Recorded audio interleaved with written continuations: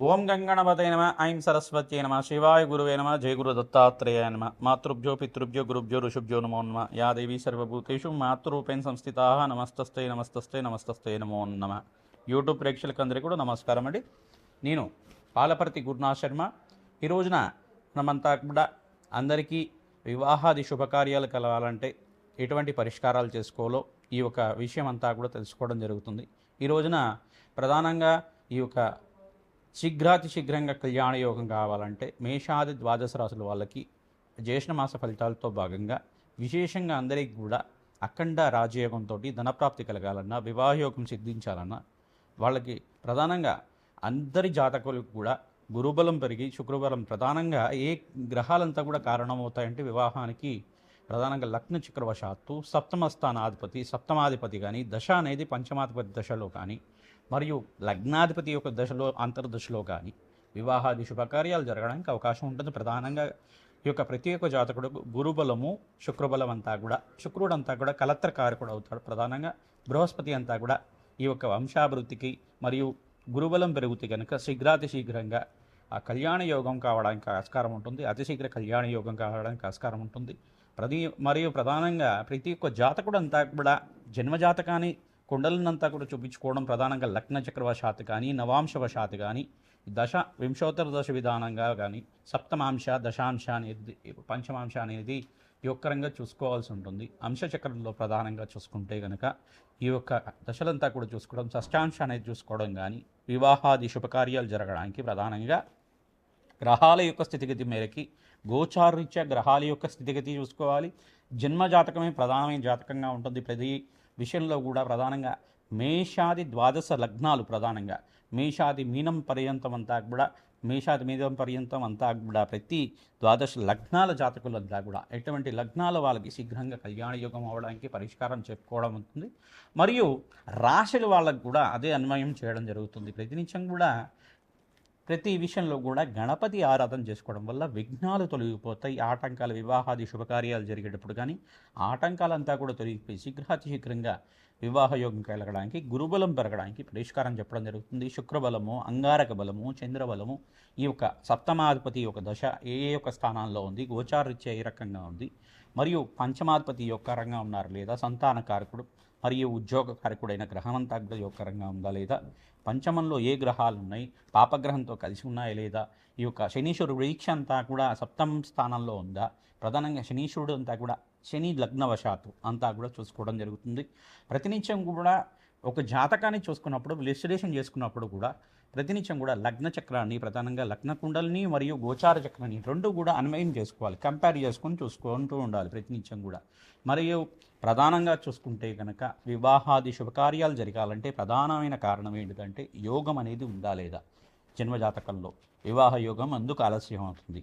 ప్రధానమైన కారణాలు ఏంటిదంటే అంగారక దోషం కానీ పితృదోషం పితృశాపం కానీ ప్రధానంగా చూసుకుంటే కనుక కాలసర్ప దోషం ఉంటే కూడా ఈ యొక్క వివాహం ఆలస్యం అవడం కానీ లేదంటే సంతానం ఆలస్యం అవడం కానీ ఈ యొక్క కారణం అలా చెప్పడం జరుగుతుంది. ఇదొకటి కారణం కాకుండా స్త్రీ శాపం అనేది ఉంటుందన్నమాట. స్త్రీ శాపం అనేది ఉంటుంది, స్త్రీ దోషం కానీ స్త్రీ శాపం అనేది ఉంటుంది.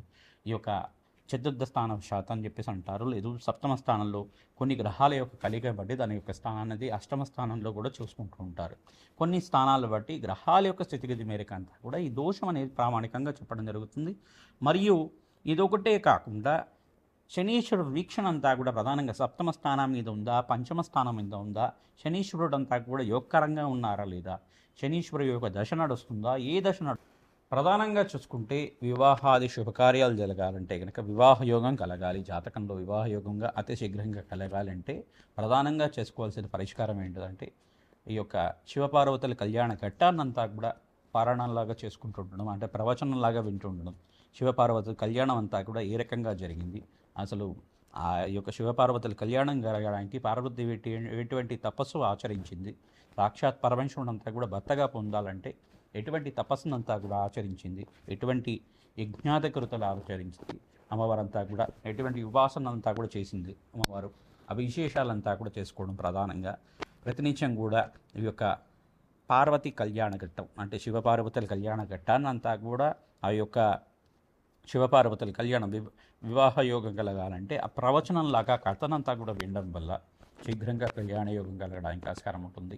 సీతారాముల కళ్యాణ ఘట్టం అంతా కూడా ఎక్కడి నుంచి ప్రధానంగా చూసుకుంటే కనుక శివధనుర్భంగం దగ్గర నుంచి శివ యొక్క సీతారాముల కళ్యాణం వరకు, ఆ ఘట్టం వరకు అంతా కూడా ప్రతినిత్యం కూడా ఈ యొక్క పారాయణంలాగా ప్రవచనంలాగా వింటుండడం, ప్రతినిత్యం కూడా ఆ యొక్క కళ్యాణ విశేషాలంతా కూడా ఎటువంటి మంత్రాలంతా కూడా యోగకరంగా ఉంటాయి. ప్రధానంగా చూసుకుంటే విశ్లేషణ అంతా కూడా ఉంటుందన్నమాట. ప్రతి ఒక్క దేవత ఆవాహనం చేసుకోవడం కానీ ప్రతినిత్యం కూడా ఈ యొక్క వివాహం అనేది ప్రధానంగా చూసుకుంటే ఒక దాంపత్య జీవితం అనేది చాలా మంచిది. హైందవ ధర్మంలో అంతా కూడా చాలా యోగకరమైన జీవితం అనేది చాలా విశిష్టత అనేది ఉంటుందన్నమాట.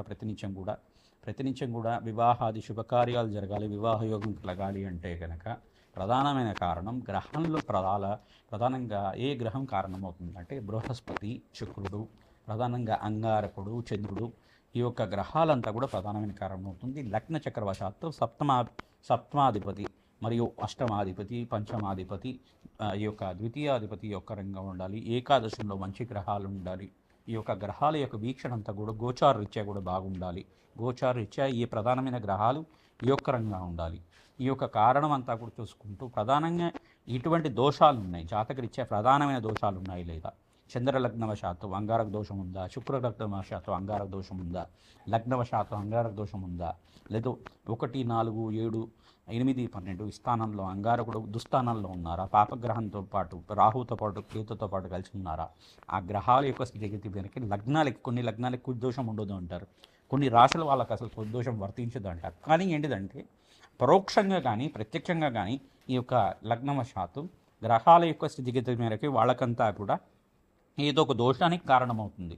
వాళ్ళ పూర్వజన్మ సిద్ధాంతం ప్రకారంగా ఈ జన్మ సిద్ధాంతం ప్రకారంగా కానీ ప్రతినిత్యం కూడా దోషాలకి పరిహారం చేసుకోవడం వల్ల దైవ బలమే కాపాడుతుంది. ప్రతినిత్యం కూడా భగవంతుడు ఆరాధన చేసుకోవడం వల్ల, జగన్మాత ఆరాధన చేసుకోవడం వల్ల ప్రతినిత్యం కూడా ఎవరైతే కనుక కుంకుమార్చన చేసుకుంటూ ఉంటారో, ప్రధానంగా ఖడ్గమాల స్తోత్రంతోటి ఎవరైతే కనుక అమ్మవారికి నిత్యం కూడా కుంకుమార్చన చేసుకొని వాళ్ళ పనులంతా కూడా చేసుకోవడం వల్ల ప్రతినిత్యం కూడా అఖండమైన ఐశ్వర్యము, వివాహ యోగం సిద్ధించడానికి, అఖండ సౌభాగ్యం, దీర్ఘ సుమంగళి యోగం సిద్ధించడానికి అవకాశం ఉంటుంది. చాలా విశిష్ట అనేది ఉంటుంది. ప్రధానంగా వివాహ యోగానికి చాలా విశిష్టత అనేది ఉంటుంది మన హైందవ ధర్మంలో అంతా కూడా. ఈ విశేషాలంతా కూడా మేషాది ద్వాదశ రాశుల వాళ్ళకి ఎటువంటి ఫలితాలు చేసుకోవడం వల్ల, ఎటువంటి హోమాది కార్యక్రమాలు చేసుకోవడం వల్ల శీఘ్రంగా వివాహ యోగం అవుతుంది. మీ జన్మ జాతకాన్ని అంతా కూడా విశ్లేషణ చేసుకుంటూ మీరంతా కూడా అన్వయం చేసుకోవాలి. గోచారరీత్యా గ్రహాల యొక్క స్థితిగతి ఏ రకంగా ఉంది, దీన్నంతా కూడా కంపారిజన్ చేసుకొని ఈ సంవత్సరం అంతా కూడా వివాహ యోగం కలగాలంటే ఎటువంటి పరిష్కారాన్ని చేసుకోవాలనేది చేసుకుంటూ ఉండాలన్నమాట. తద్వారా అతి శీఘ్రంగా కళ్యాణ యోగం కలగడానికి ఆస్కారం ఉంటుంది. ప్రధానంగా వరపాశుపత హోమం కానీ, కన్యాపాశుపత హోమం కానీ, ఈ యొక్క సంపుటిత విధంగా అభిషేకమైనా కానీ, ప్రధానంగా చెరుగ్రహంతో పరమేశ్వరుడికి అభిషేకం చేయడం కానీ, చక్కెరతో అభిషేకం చేయడం కానీ, ద్రాక్షపరల రసంతో అభిషేకం చేయడం కానీ, సుగంధ ద్రవ్యాలు గంధోదకంతో పసుపుతో అభిషేకం చేసినా కానీ, అమ్మవారికైనా ప్రధానంగా పరమేశ్వరుడికైనా కానీ, శివలింగానికైనా కానీ అభిషేకం చేయడం వల్ల, విశేషంగా ఆడిచ్చిన పసుపుతో అభిషేకం చేయడం వల్ల శీఘ్రంగా కళ్యాణ యోగం కలగడానికి ఆస్కారం ఉంటుంది. ప్రధానంగా జన్మ జాతకమే ప్రధానంగా జాతకంగా ఉంటుంది. కావున ప్రతినిత్యం కూడా దత్తాత్రేయ ఆరాధన, మేధా దక్షిణామూర్తి ఆరాధన, వారాహీదేవి ఆరాధన అంతా కూడా ఈ జ్యేష్ఠ మాసంలో నుంచి ప్రధానంగా ఆషాఢ మాసం ఎప్పుడైతే ప్రారంభమవుతుందో ఆషాఢ మాసం పాడ్యం నుంచి దశమి దాకా అంతా కూడా గుప్త నవరాత్రులు అంటారు. వారాహీదేవి నవరాత్రుల్లో అంతా కూడా ఎవరైతే కూడా సాత్విక ఆరాధనంగా ఈ యొక్క వారాహిదేవి ఆరాధన అంతా కూడా చేసుకోవడం, అష్టోత్తర నామాలతో చేసుకోవడం వల్ల, కుంకుమార్చన చేయడం వల్ల, విశేషంగా పసుపుతో అమ్మవారికి అంతా కూడా అభిషేకాది కార్యక్రమాలు అమ్మవారి దేవాలయంలో కానీ, వారాహిదేవి దేవాలయంలో కానీ ఆడిచ్చిన పసుపుతో అభిషేకం చేసుకోవడం వల్ల శీఘ్రంగా శత్రుబాధ నివారణ జరిగి శీఘ్రంగా అంతా కూడా మీకు ఆర్థికంగా ఉన్నత స్థితి కలిగే అష్టైశ్వర్య యోగం సిద్ధిస్తుంది. వివాహాది శుభకార్యాలు జరగడానికి ఆస్కారం ఉంటుంది. వివాహ యోగం కలగడానికి ఆస్కారం ఉంటుంది. అఖండ పుణ్య ఫలితంగా మీకు అంతా కూడా వంశాభివృద్ధికి కారణమవుతుంది. ప్రధానంగా ఈ యొక్క జాతకం అనేది ప్రధానంగా చూసుకుంటే లగ్న చక్రవశాత్తు సప్తమ స్థానము, పంచమ స్థానము, నవమ స్థానము, అష్టమ స్థానము, ద్వితీయ స్థానం ఇవంతా కూడా కారణమవుతాయి. ఈ యొక్క స్థానాల్లో ఉండే గ్రహాలు ఏ రకంగా యోగిస్తుంది లగ్నానికి అంతా కూడా ఆ యొక్క గ్రహస్థితి అంతా కూడా ఏ రకంగా ఉంది, వింశోత్తర దశ విధానంలో దశలో ఏ దశలో అంతా కూడా గ్రహం మనకు యోగకరంగా ఉన్నాయో లేదో విశ్లేషణ చేసుకుంటూ చూసుకుంటూ ఉండాలి.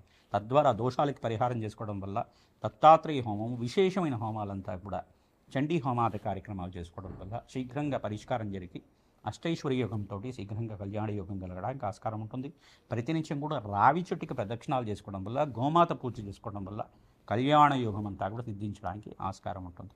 మీ హస్త సాముద్రికం అంతా కూడా జ్యోతిష పండితులతో చూపించుకోవడం వల్ల వివాహం ఎందుకు ఆలస్యం అవుతుంది దాని పరిష్కారం అంతా కూడా సూచనప్రాయంగా చెప్పడం జరుగుతుంది, పరిష్కారం అంతా కూడా చెప్పడం జరుగుతుంది. కావున అందరూ కూడా మీ జాతకాలను అంతా కూడా జ్యోతిష పండితులతో విశ్లేషణ చేయించుకోండి. తత్పరిహారార్థం అంతా కూడా చేసుకోవడం వల్ల శీఘ్రంగా కళ్యాణ యోగం అవుతుంది, అష్టైశ్వర్య యోగం సిద్ధిస్తుంది, వ్యాపారం అభివృద్ధి కలుగుతుంది. ఆనందమైన జీవితం జీవించడానికి అమ్మవారి అనుగ్రహంతో అందరికీ కూడా ఎవరైతే వివాహ యోగం కోసం ప్రయత్నం చేసుకుంటున్నారో వాళ్ళకంతా కూడా అతి శీఘ్రంగా వివాహ యోగం కలగాలని చెప్పి ఆశీర్వాదం చేస్తారు. మీనాశి మీన లగ్న జాతకులకి వివాహ యోగం కావాలి అంటే కనుక ఎవరైతే కనుక అతి శీఘ్రంగా కళ్యాణ యోగం కోసం ప్రయత్నం చేసుకుంటున్నారో ఆ జాతకులకంతా కూడా విశేషంగా పరిష్కారం అంతా కూడా చెప్పడం జరుగుతుంది.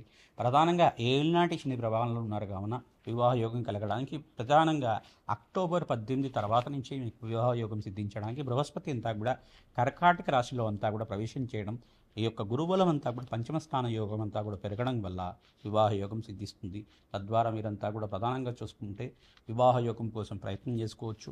ఎవరైతే కనుక అతి శీఘ్రంగా కళ్యాణం కావాలి, జన్మజాతకంలో అంతా కూడా దోషాలు ఉన్నాయని చెప్పేసి అనుకునే వాళ్ళు విశేషంగా మీరంతా కూడా ఈ యొక్క శనీశ్వర ప్రీతికరంగా తైలాభిషేకం చేసుకోవడం, తిలలు దానం చేయడం యోగకరంగా ఉంటుంది. బృహస్పతి ప్రీతికరంగా శనగలు దానం చేసుకోవాలి. మరియు అంగారకుడు ప్రీతికరంగా కందులు కానీ కందిపప్పు కానీ దానం చేసుకోవడం వల్ల వివాహ యోగం సిద్ధిస్తుంది. జప హోమ శాంతి కార్యక్రమంలో ప్రధానంగా శనీశ్వరుడు, బృహస్పతి, శుక్రుడు, అంగారకుడు, ఈ యొక్క బుధుడు అంతా కూడా కారణమవుతాడు. కావున బుధుడికి ప్రీతికరంగా సప్తమాధిపతి యోగకరంగా ఉండాలి. జన్మజాతకంలో సప్తమాధిపతి యోగకరంగా ఉన్నట్లయితే చూసుకోవాలి. పురుష సూక్త విధానంగా లక్ష్మీనారాయణ కళ్యాణం అంతా కూడా ఆచరించడం వల్ల, లక్ష్మీనారాయణ హోమం అంతా కూడా చేయడం వల్ల వివాహ యోగం సిద్ధిస్తుంది. సీతారాముల కళ్యాణం కానీ శివపార్వతుల కళ్యాణం కానీ ఆచరించడం వల్ల అతి శీఘ్రంగా కళ్యాణ యోగం సిద్ధించడానికి ఆస్కారం ఉంటుంది. ప్రతినిత్యం కూడా తంత్రశాస్త్రంలో ప్రకారంగా, పరిహార శాస్త్రంలో ప్రకారంగా ఈ యొక్క పసుపు కొమ్ముల మాల అంతా కూడా గణపతికి సమర్పించడం కానీ, అమ్మవారి దేవాలయంలో అమ్మవారికి అంతా కూడా పసుపు కొమ్మ మాలంతా కూడా సమర్పించడం వల్ల అతి శీఘ్రంగా గురుబలం పెరిగి వివాహ యోగం కలగడానికి ఆస్కారం ఉంటుంది.